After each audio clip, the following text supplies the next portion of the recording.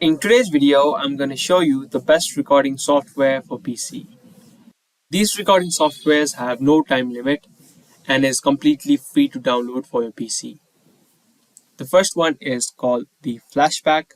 If you head over to this website, flashbackrecorder.com/express, here it will show you the area to download it. Here if you click on try for free, the app will start to download.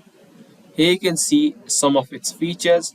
You can record your screen, your webcam, and along with sounds.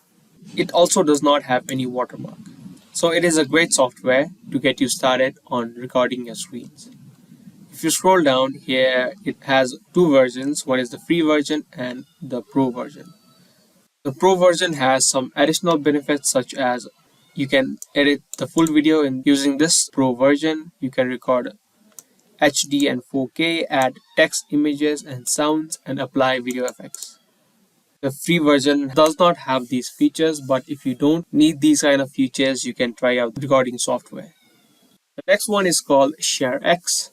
If you head over to getsharex.com, you'll land on this website. This website is useful for both recording your screens and taking a screenshot. You can download it by clicking on download here. As you can see, the interface will look like this. Here you'll have an option to capture your screen and also to take screenshot.